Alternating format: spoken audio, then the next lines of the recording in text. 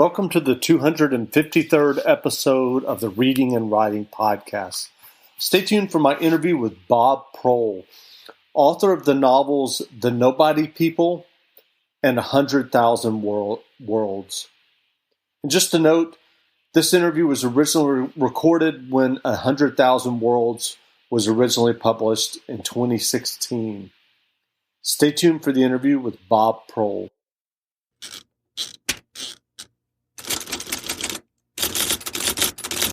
Welcome back to the Reading and Writing Podcast. My guest today is Bob Proehl, author of 100,000 Worlds. Bob, welcome to the podcast. Thanks for having me on. Great. Well, can you read 2 or 3 pages from 100,000 Worlds? Yeah, I'd be happy to. I'm gonna read right from the beginning. This is the first chapter, and it's called Travelogue. Alex Torrey, 9 but small for his age, writes the names of the places on the exit signs in his notebook. Below each, he rewrites the name backwards. He reads them aloud, quietly, so his mother can't hear him over the radio. Collections of random syllables, impossible strings of consonants. It's tough work, but finding a magic word ought to be. There are useless abracadabras and hocus pocus lying around everywhere, but ones that still have magic in them, that haven't had it all sucked out, are harder to find. Plucky kid reporter Brian Bryson spent days in the dim-lit archives of the Metro City Public Library, eyes bleeding tears behind thick glasses, before he stumbled upon the word that turned him into Captain Wonder, champion of 6 ancient gods. Excelsior, Alex says. If it worked for Brian Bryson, it might still have a little magic in it. The word uttered, he is still a boy in the back seat of a Honda Civic. He humphs and returns to his list. Pronunciation and emphasis may be the key. Ak at I. Olaf Fub. Alu Bathsa. Nothing. Most of central Pennsylvania had been dull, but occasionally there were Iroquois place names that sounded magical backward and forward.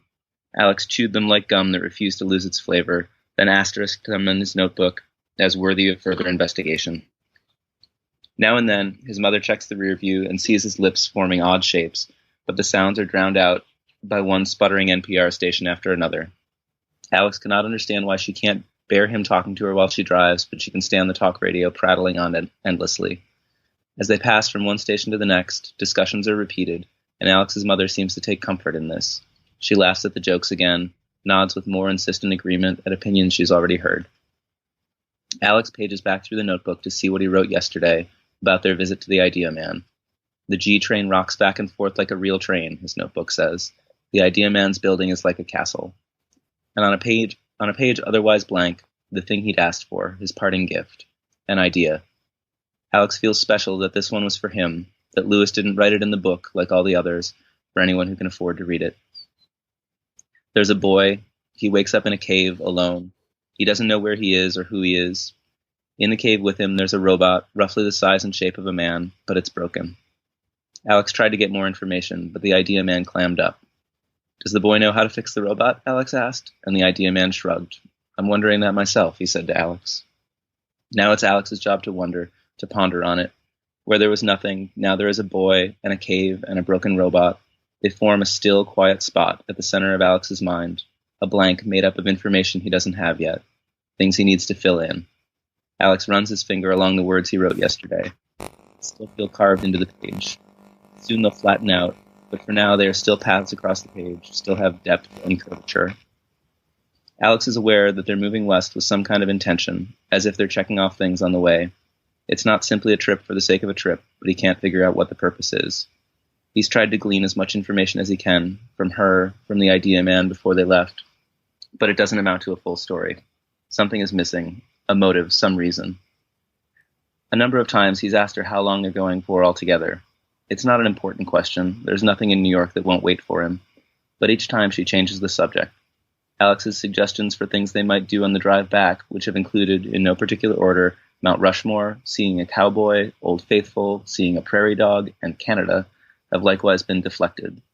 It's as if they'll get there and slingshot back to New York in a second, or keep going west, across the ocean, until they hit land again, and then make their way around the world to end up once again safe in their apartment in Brooklyn Heights. Alex thinks of their car traveling across a green sea. Traveling is the strongest magic word he knows. That and home. Ago hi uk, he says, knowing it's not right, even as he chokes it out. Magic words sound like magic words. Alex closes the notebook and opens the book he was reading, Adam Anti and the Book I Read. It is the first in a series about a boy who grows up in Brooklyn before discovering he has magic powers. He's almost done with it, but he has the second one in his backpack. His mother packed his clothes and then threw open their biggest suitcase in the middle of Alex's room and told him to add anything he wanted, anything he thought he might need. He looked around his room, assessing 6 years' accumulation of toys, and closing the suitcase like a great giant clam. He picked 2 books and some notebooks off the shelf and declared he was ready to go. Alex dives back into Adam Anti, which is exciting, even if his favorite parts were the ones set in Brooklyn. It's amazing when a story brushes up against your real life. It feels as if the characters might pass you on the street. As he reads, he glances up often to keep an eye on the road signs as they zip past, loving the story he's reading, but worried he might miss a magic word as it goes by. Great. Well, if someone listening hasn't heard about 100,000 Worlds yet, how would you describe your novel?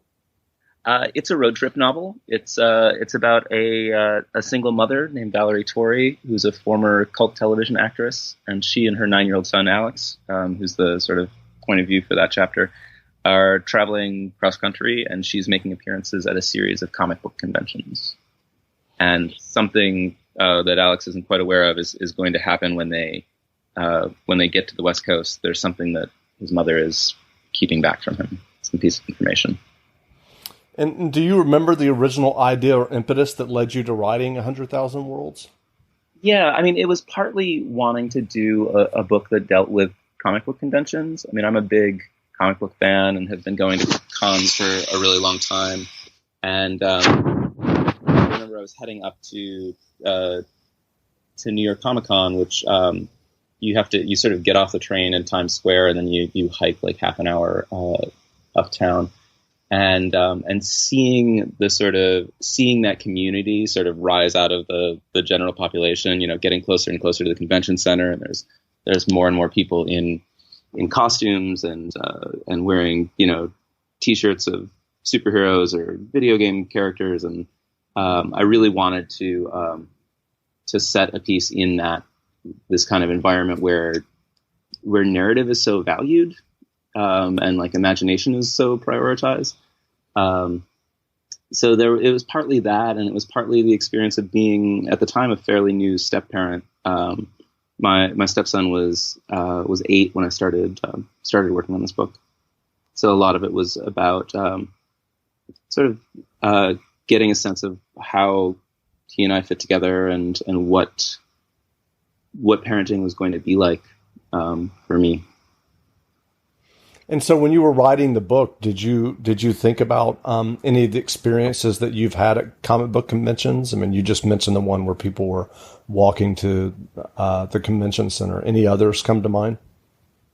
Once I started working on the book, I kind of changed the way I went to conventions. I was there, but I was also kind of researching. So a lot of it was just kind of taking little observations and writing them in my notebook about like the way crowds moved or the particular smell of a comic book convention on its third day in the summer. That's not a pleasant smell. No, it's not. So yeah, it wasn't. I moved myself a little to the outside and became a little more observational than perhaps participatory as it became research rather than just going to conventions. Sure. So as a comic book fan, do you have certain comic book heroes or science fiction series or books that are your particular favorites? I'm pretty Catholic in my comic book tastes. I've been reading comics since I was in my teens, and it's just a habit that I've never really given up. I like that and coffee are sort of my 2 longest standing habits, I suppose. So I still read a lot of superhero comics, and I don't know that I have a particular favorite. It varies on any particular week or depending on who the writer is or who the artist is. Sure. So what was your writing journey prior to writing 100,000 Worlds? I was, this book was a very different writing experience than I had had before. I had a through an academic press. Sorry, something happened to your mic. I can't hear you. Oh, that's okay. I had an academic book published through academic press. I'm sorry. I had a nonfiction book published through an academic press probably 8 years ago. A bit of music journalism, and that was still, I was working day jobs and also night jobs, and you just you write when you can, and you carve out time in your day. And that was generally how writing was for me through most of my 20s. And then this book, I'd started to get a little traction. I got a fellowship from the New York Foundation for the Arts, and I got a residency. And that's really where this book came together, was at an artist residency, where I was basically writing 15-hour days. There was nothing else to do. You're kind of out in the woods, and the internet is kind of spotty. And so I was just very close with the book for long periods of time, which was very different from what I was used to. You get used to writing when you're already kind of exhausted, and it's the kind of thing that it may be primary in your heart, but it's sort of secondary in your time because you're not getting paid for it. Sure. So are you working on another novel now? I am hopefully finished with another novel. Okay.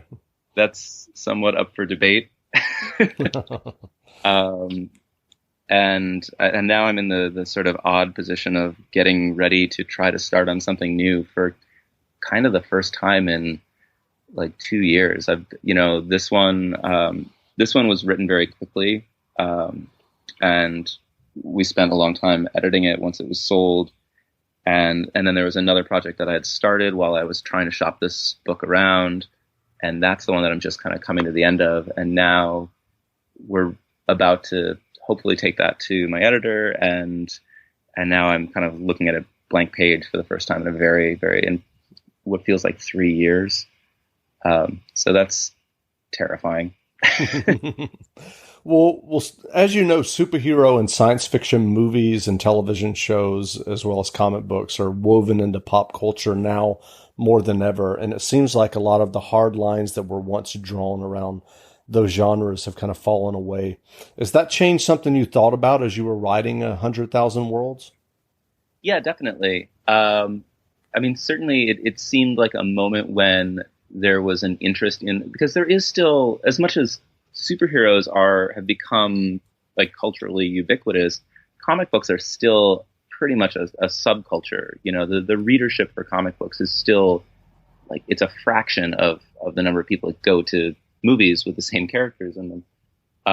So I really wanted to catch that moment and that sort of difference, and this changes the nature of what Comic-Cons are like and who's going. 5-10 years ago, it was pretty hardcore fans, people who are way into comic books or way into video games or what have you. And now it's more, like you say, a sort of a pop cultural event. So that was something that I wanted to look at, is like, it's an industry and it's a genre that's in this really interesting moment of, adolescence in a certain way and ubiquity in a certain way. And like, people are wondering if there's going to be a sort of a burnout, like a crash of these kinds of movies. But for right now, it's really neat for me as someone who's a longtime comic book fan that these are part of the general pop cultural language now in a way that they weren't when I was a kid. Sure. And what do you attribute in terms of the small readership of comic books? I mean, there's been a lot of people who have written about that over the years, and one of the big complaints is that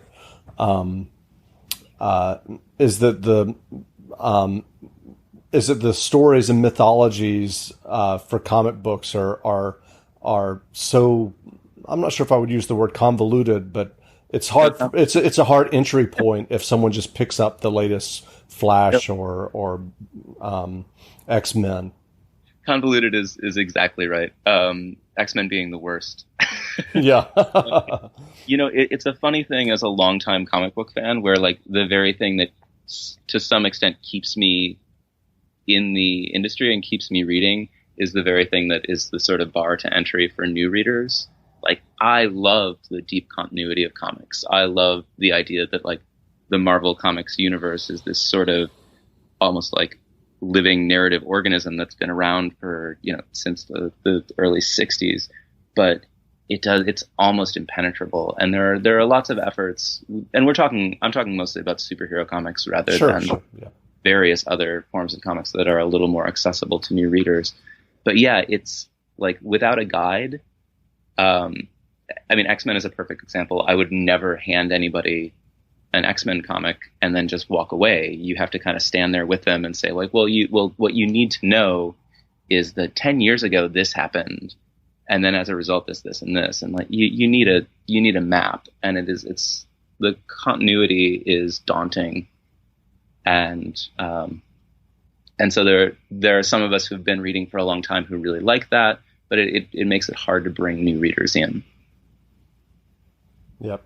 So what advice would you have for aspiring writers who might be listening and are interested in writing their own novels or short stories? I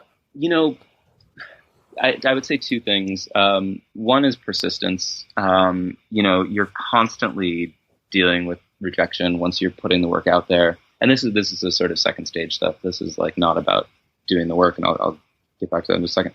But part of it is, you're submitting stories for publication, or you're querying agents for a novel, but you're putting yourself out there and you're getting smacked around all the time. And the fact is, like, it only has to work once. Once you start, like with this one, I had a previous novel that I wrote to 60 agents about, and it went nowhere. And it was like 2 years really of trying to find a home for this book, and the home is now a drawer in my desk. But this book went very quickly. Like the second agent that I wrote to picked it up, and you have to keep sort of pounding at it until it works. But the other thing that's sort of more important is, I think letting yourself make mistakes in the first draft is so key, is so important, and to not get blocked by this idea that you need to get it right the first time. Editing for me takes about anywhere from 3 to 5 times as long as drafting does, and I expect that. And I expect that most of the work is going to be fixing stuff. But unless you have something on the page, you can't fix it. So when you're sitting down, like not being overwhelmed by this idea that your first draft has to be this glistening and lovely thing, that it's going to be full of mistakes, and that's fine. That's in fact really good. Sure. So when you sit down to write, are there ever days that you need to do something to jumpstart the writing process for yourself? Oh yeah. Yeah, there are lots of days like that. For me, this project, the 100,000 Worlds, was great for that, because there was so much like world building I could do. I could, if there was a day where just like prose wasn't clicking for me, I would just come up with fake comic book characters as opposed to real comic book characters. I would come up with storylines for fake TV shows, and I would sort of write around the project to find my way back into it. And you can do that even with fiction that doesn't have that kind of world building aspect to it. One thing for me that often works is just doing dialogue, is just putting two characters sort of in a room, knowing that it's probably not stuff that's going to make it to the page, and just having two characters sort of talk at each other. And it's a good exercise in like getting speech cadence and getting ideas about who your characters are, but doing it in a way that, like, again, being sort of free from the idea of making mistakes, doing it in a way that's a little more low pressure.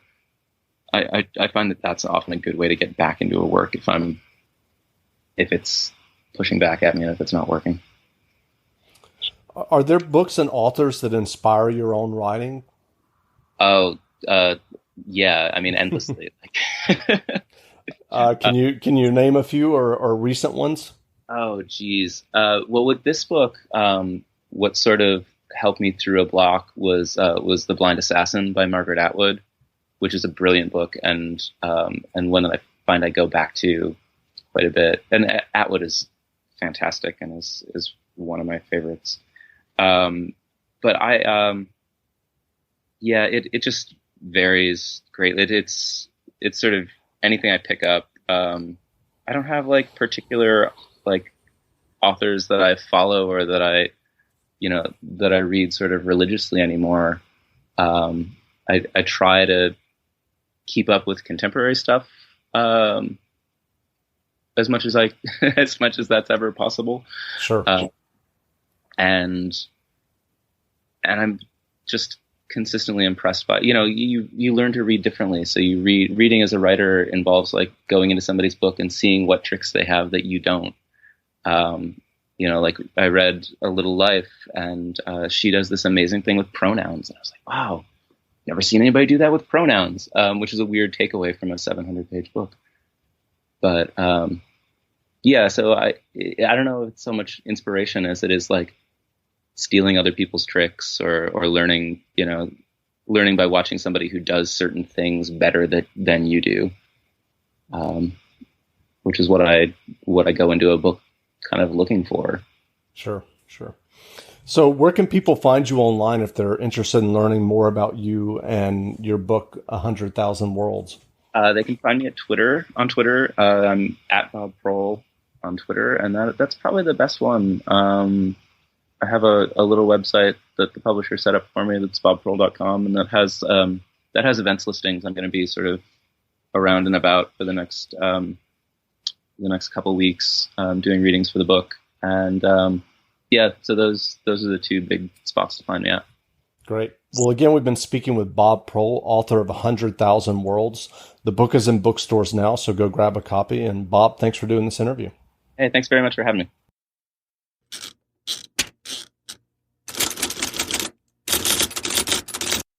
Hello, Discover here to explain our cash back match. Here's how it works. We give you cash back for using your Discover card on the things you were going to buy anyway.